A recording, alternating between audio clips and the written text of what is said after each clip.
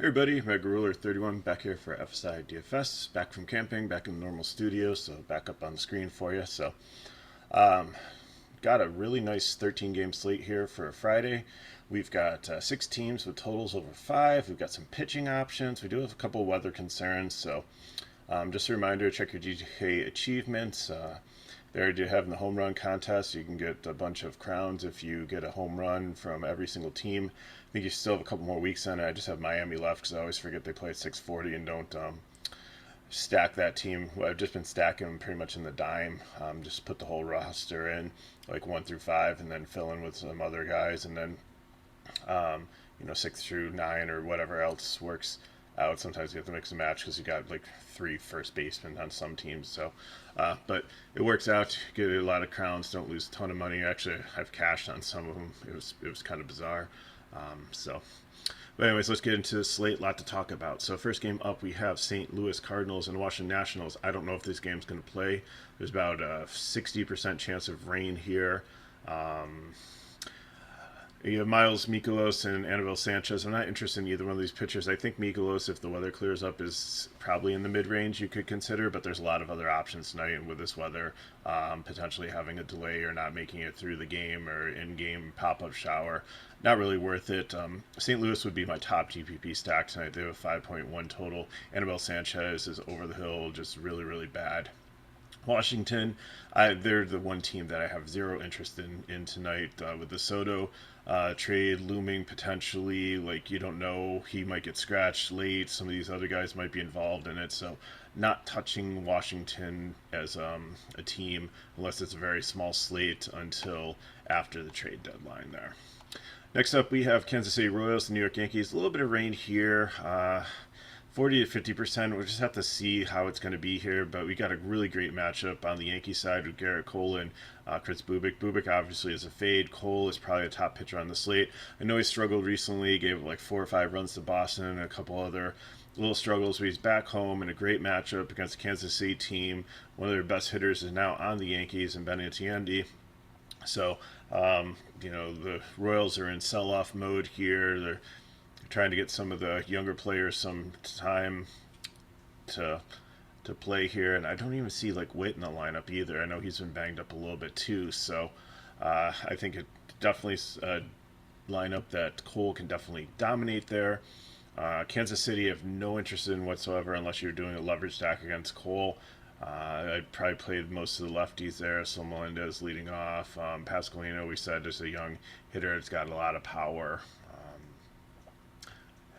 Not too sure about some of the rest of these guys in the lineup there, but they're very, very cheap. So again, if you're playing 150, I think I'd definitely keep Casey in there because if maybe Cole struggles, but I highly doubt that's the case. Yankees on the other side are probably the third best stack of the night. Again, just watch the weather.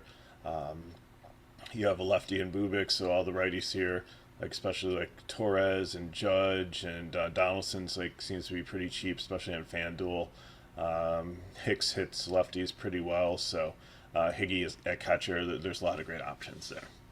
Next up, we have the Battle of Pennsylvania. We have Philadelphia and Pittsburgh here. Weather looks decent. It's in Pittsburgh, 78 degrees, wind blowing out 10 miles per hour, so that kind of helps because it is the pitcher's park. But Phillies have struggled without Harper, so we barely falter here at 5.9. I think if you're looking for a cheap pitcher, because Pittsburgh got rid of Vogelbach, and it looks like they're going to start to sell off some of their team too, get some of the younger guys in and get some experience, hopefully to come together for next year. Like when some of those younger guys came up, they just started really putting it together, but then they've kind of faded a little bit recently. So I don't think Falter's the answer here. I don't know how deep he's going to go, but if you want a cheap punt, I think that works. But I think you can really make up your punts, even get the expensive Dodgers in at Coors Field and good pitchers with there's about 3 or 4 2K guys that are leading off that are really, really good options. So we'll get to that in a little bit. And one of them actually is for Philly with Vierling, a righty, against Quintana, the lefty. Not interested in Quintana. He's in the risky category here. Not really looking to play him, even though Philly's been down a little bit. Schwarber can still hit lefties well. Hoskins, Real Muto, Castellanos, Bomb. Like, you got a lot of great righties here. And actually, you've got some really cheap ones, like Munoz. Has a little bit of power there. The decent hitter. He's 2K also. So Philly actually brings some really good value here. I have them in the GPP line, but they could maybe slide over to the value line there too with some of these 2K plays with the right splits advantage. Pittsburgh, I'm not really interested in at all. They just make a cheap stack. I don't know if some of these righties can get to falter or not, but I think, just such a big slate that unless you're doing 150 max, I'm not super interested there. Toronto Blue Jays and Detroit Tigers. I haven't seen anything about any of the Detroit guys not being vaccinated, not being able to go to Toronto. So it looks like most of their normal lineup is going to be in there. But Manoah, he has just been decent all season. You saw what he did in the All-Star game. So Detroit against right-handing pitching is absolutely horrible. So I think the savings here, they're saving almost like $1,000 if you're dropping down from Verlander or Cole. I think Verlander or Cole are obviously, elite pitchers, but Manoah might be able to match them here and save you $1,000. So definitely consider that for cash. Brian Garcia on the other side, not interested at all against this Blue Jay lineup. Toronto would be my second favorite stack. They have a 5.84 total here, almost a 6 total here, and they're not in Coors Field. So they've just been hitting well recently. And Tapia, he's way underpriced. He's up to 3.3 now, which is getting a little bit more expensive. But if he's leading off like it's projected to do, left-hander against this Garcia guy, then I definitely is somebody I really want to look at as a value play tonight. You're probably going to have, even if you stack the Dodgers, you're probably going to have 2 outfield spots unless you take Lamb there. So probably a better play for like FanDuel because you can take Verling and Tapia there with Betts. But maybe Mookie Betts doesn't play tonight and it opens up another outfield spot and you can just play Lamb there, and then you can play these 2 cheap guys in Verling and Tapia and have a really good lineup, and it gives you room to pay up for a pitcher or take another Dodger in another spot. So anyways, Detroit on the other side, just a leverage spot against Manoah. Not super interested in them. Milwaukee Brewers and Boston Red Sox. Brandon Woodruff against Brian Bello. Woodruff, I think, is solid here. Red Sox are really watered down. They're banged up. Xander Bogaerts is in kind of a slump. JD's got back issues. So the ones that are really hitting are like the lefties, like Duran and Verdugo and then Dahlbeck. But I prefer him against the lefties. Not really super great against righties. So Woodruff, I think, is solid here. I know the wind's blowing out, and Fenway Park has been kind of a Coors Light field, kind of like Arizona has been, or Wrigley when wind affects it, but not to that degree. So I think it's a decent hitting weather here, but I think Woodruff will be fine. I think he'll probably have low ownership. I think people are going to go to Cole, Verlander, Manoah, Bieber is much cheaper than all of them in the mid-range here. So on FanDuel, I think he makes a little bit more sense. Brian Bello on the other side, not interested in. I think the dude's given up like 12 or 14 runs in like 3 starts. It hasn't been good. I thought he was going to come up, and he just had electric K stuff in the minors. It just has not translated yet. Maybe he'll get there eventually. I don't think this is the game. Milwaukee has been hitting decent. I think they're my 5th favorite stack here. They have over 5 total barely. Love the lefties here. Yelich, Telich, Wong. And if you want to throw like Renfroe in there, if he's hitting somewhere in the deep, not super deep in the lineup, like he's had games in the 20s recently. He had a 0-2 games ago and wasn't great yesterday, but before that he was just like cranking out the hits. And Adames, you can pretty much play like versus right or lefty. He's just a really good hitter there. So Red Sox side of it, I think again is just a leverage stack. I'd probably favorite the lefties against Woodruff. Next up, we have the Cleveland Guardians and the Tampa Bay Rays. Shane Bieber and Jeffrey Springs. Decent pitching matchup. I think Springs is somebody that it's going to be a little bit risky against this Guardian team. They don't really strike out a lot, and they have a lot of good right-handed power. So, but he's cheap. And then Bieber on the other side, I think at 8-9 is against this Tampa Bay team who has some lefties. I mean, Lau's coming back now, and Choi, but like the bottom of this lineup is nothing really to be too excited about. So if we can get by like 3 hitters there, then he should be fine. So I like him definitely as potentially an SP2. He's a little bit more expensive on FanDuel. He's like SP1 pricing there, which I think I'm okay with just based on the matchup. But definitely on DK, he's definitely a value on this slate here. Cleveland bats, you'd have the 2 expensive ones. Everybody else is pretty cheap, but you can definitely make a nice righty stack here with Straw, Rosario, Ramirez, Reyes usually crushes lefties, and then Miller's pretty cheap, or whoever else you want to throw in as your fifth guy there. I might just go 4-man there. I don't think I go full 5. And Tampa Bay on the other side again would just be purely a leverage stack against a decent Bieber, probably focus on the lefties.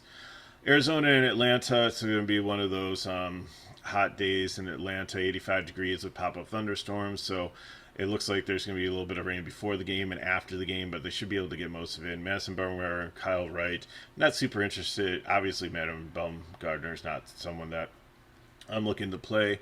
And right on the other side of it is probably somebody, too, that I'll just fade in the context of this slate, especially due to the weather. Bat-wise, Arizona, I mean, they're cheap and everything, and Wright has struggled at times, so just the lefties there. And the Braves, I think, are the fourth best stack, and probably have really low ownership here, but love the right-handed power matchups against Bumgarner there, the lefties. So, Acuna, Swanson, you can even play Olsen lefty on lefty there, Riley, D'Arnaud, Zuna, Contreras. Like, you've got so many great options to pick there. And like I said, they'll probably have lower ownership because everybody's probably going to go Dodgers or Colorado or Coors or Toronto, New York, St. Louis if the weather holds up against Anibal Sanchez. Milwaukee's in a great hitting situation. So the Braves at a 5.45 might get kind of lost in the shuffle and might be kind of sneaky tonight. We have Oakland Athletics and the Chicago White Sox. Kaprelian against Lance Lynn. I think Lance Lynn might be a steal here. He has struggled, but his last game he really put it together, and things look like they're pointing in the right direction for him. And Oakland has just been bad against right-handed pitching, although they have at times like surprisingly won and put up some runs out of like absolutely nowhere with a garbage lineup. So, but it looks like Lynn's projected to do pretty well here, anywhere from like 17 to 21 DK points. I'm seeing. So at 6'8", I think he definitely probably going to be your default SP2 and probably very high chalky today. So I think Oakland definitely would make a cheap stack or a leverage stack here against them, potentially. Definitely like the lefties, like maybe like Seth Brown. Wouldn't take like too many. They're primarily a righty lineup here, so I don't think I would take a ton of them here. There's better, cheaper options. Like I said, some of those 2K leadoff guys that we're going to be looking at, or Tapia as a value. So Kaprelian not interested against the White Sox, so they have a 5 total also. So actually there's 7 teams that have, that just went up a little bit since I first looked at it. So there's 7 teams with totals over 5 today, which is absolutely amazing. So White Sox definitely make a decent stack. I wish there were more lefties here, but I think Kaprelian struggles at times, so I think you can play any of the righties here, but I think they're more of a GPP stack than a primary cash stack here. Seattle and Houston, I think this game also is going to kind of get lost. You have Robbie Ray and Justin Verlander. Ray can be super good. Ray can be super bad. You're paying 9.3 for him is always a risk, so he's the number 1 risky pitcher on here.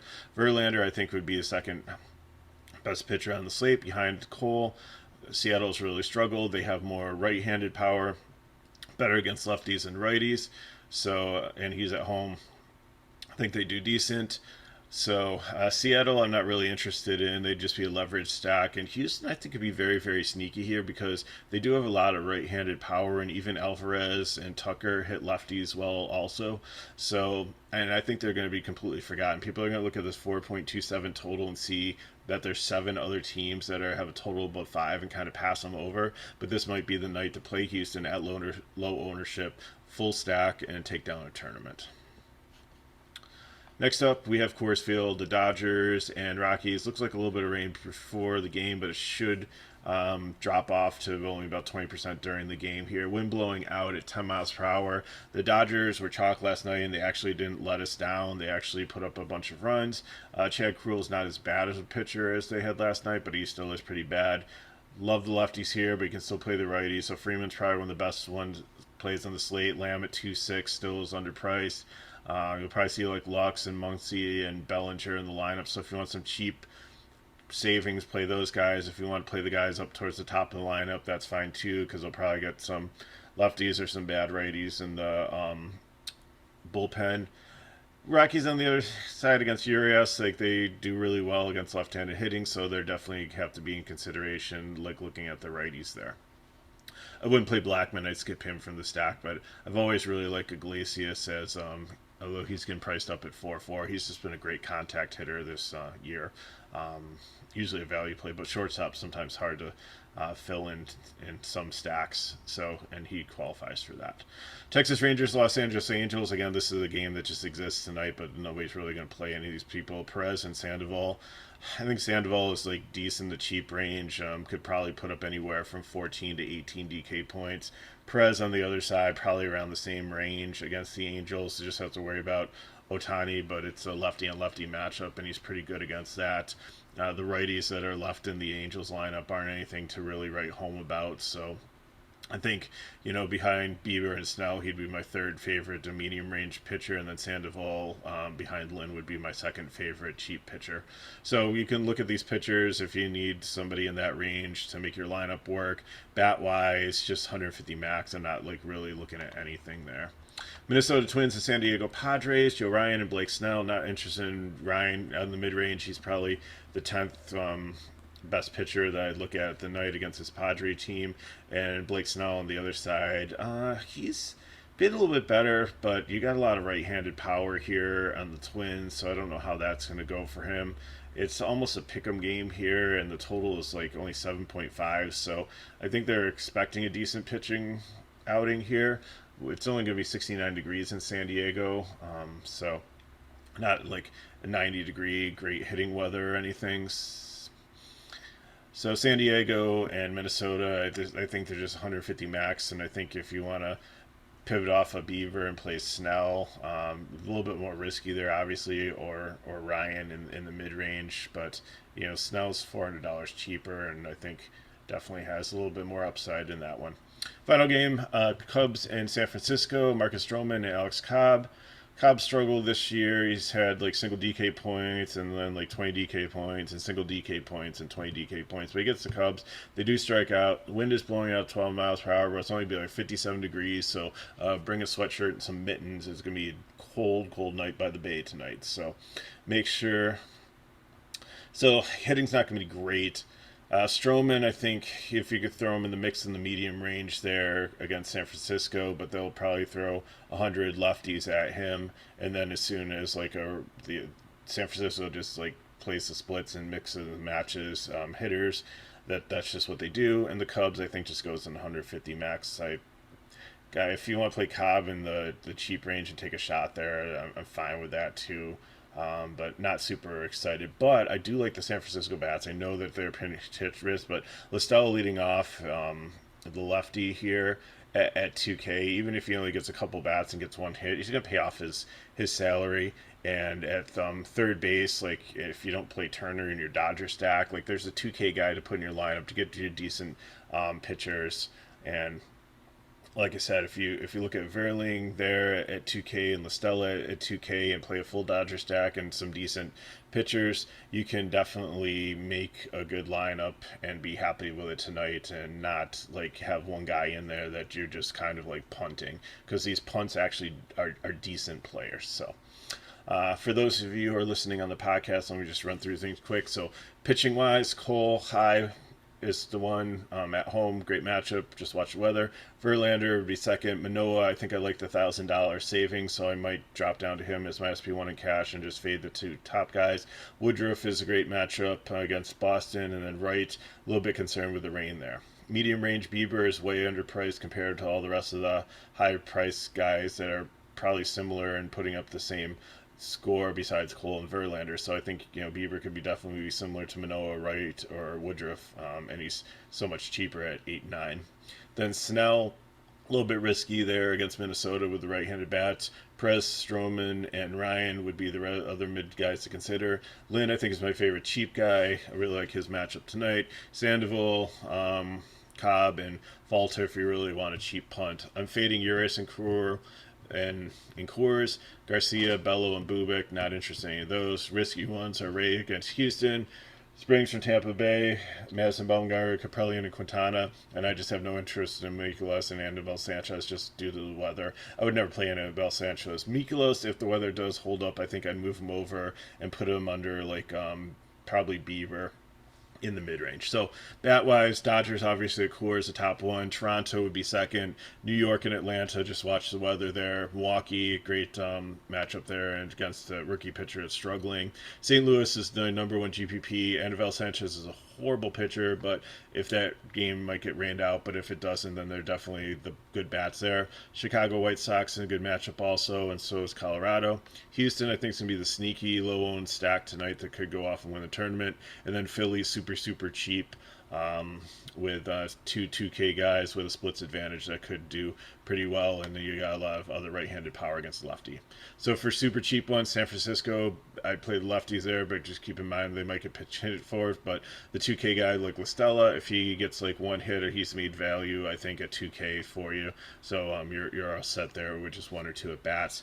Cleveland, I like also, besides the two 5K guys. Pittsburgh, Arizona, and Oakland are other ones to consider in that range. Your leverage ones against good pitchers are going to be Kansas City, Detroit, Boston, Tampa Bay, or Seattle. Not super interested in any of them. They really don't pique my interest today.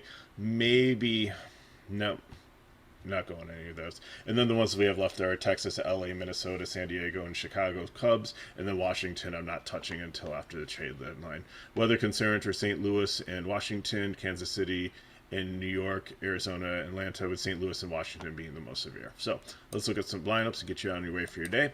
Like I said, I'm dropping down to Manoah for my cash pitcher, and then I'm going to take Lynn. You can, if you do play 2K guys, here can get up to Cole or Verlander. You can even get up to Bieber as your SP2 with Manoah. So I'm taking Will Smith at catcher. Freeman, Turner, and Lamb are going to be the base there. If you want to take Betts and outfield also, if you want to take Tapia, then you can definitely get like Muncy at like second base, and then you could potentially play Tommy Listella there at 2K. There's a lot of ways to play around with this, so I think obviously left-handed bats are better, but if you want to play the studs like Mookie, I'm in outfield, I'm perfectly fine with that. I just wanted to give you some options of what to do. So Manoah and Lynn is where I'm going. Smith, Freeman, and Turner from the Dodgers at shortstop. And then Veerling and Lamb are cheap guys that I'm putting in there for outfield, and then you just have to determine where you want to go from there. Throw in more cheap guys and pay up more for pitching, or just you can round out the lineup, like I said, with some 2K guys, and then get like one more mid-range value play in there. For FanDuel, same thing. Manoah, I'm going with there, like his price compared to the others. You can still get up to Cole or Verlander if you want to. Beaver's more expensive there. I'll go Freeman, Lamb, Turner, Betts, and Veerling. And then I don't think I'm doing the full stack, but like I said, these Philly guys fit in there, so you can put like Munoz in there, and I think you can get another Philly bat in, and then you guys just have to take a one-off in utility. And like I said, there's like San Francisco, or there's some really cheap guys that work really well there. GPP, going Cole and Verlander. Going to go the top two pitchers on the slate there. Then I'm going to stack San Francisco and Milwaukee. I just like their matchups. I'm probably going to lean heavier on Milwaukee to probably go 5-3. If I can't fit in the 3, then I'll just take a cheap one off there. So I have Cole and Verlander. I have Tellis at first base, Listella at third base, Adames at shortstop. You can drop down there. I know he's pretty pricey and doesn't have the splits advantage, so if you need more salary, Jock Peterson and Christian Yelich in outfield. And then the last outfield spot's open for you. GPP for FanDuel, Cole, Justin Verlander, Bieber, Woodruff, whoever you want to play. If you want to go down to Lance Lynn and stack like two powerful offenses, I'm down with that also. So I'm going Milwaukee again. Tellis, Wong, Adames, and Yelich, and then I can get a Yankee stack in there, lower down, but all right-handed split guys. So I'm going to get like Donaldson in there. I can get, I think, Hicks in there, and it just you have to play some of the cheaper Yankees, but they're in just such a good spot if the weather holds up that you can definitely round off the lineup and play. If you're trying to play cold, then obviously you need to do a one-off in the utility, but you can get any of the other pitchers in with 4 Yankees and actually feel decent about it too with the Minnesota stack, or the Milwaukee stack. Sorry, I keep on saying Minnesota. So that's all we have for today. Thanks for watching. So leave some comments below if any of these games are rained out, pitchers change, or COVID hits anybody, or trades. Then we'll throw some comments about 6:30. So check back to the video just to make sure there's no updates there. And if you have any questions, you can hit me up at Twitter at MegaRuler31. If you want more information of FSi DFS, you can check the description of the video. All the links to our social media, our website, our Discord are there. Our pricing is very, very low, very reasonable. Cover a lot of sports, a lot of cool things for you there. And it's free to join too, so there's a lot of free things in the rims too. So just join the community and check us out. So thanks again for watching. If these videos help you, please give us a like, share with your friends, subscribe to our channel so we know the videos are coming out. And good luck in your contest tonight. It's a great slate. Enjoy it, and see you next time.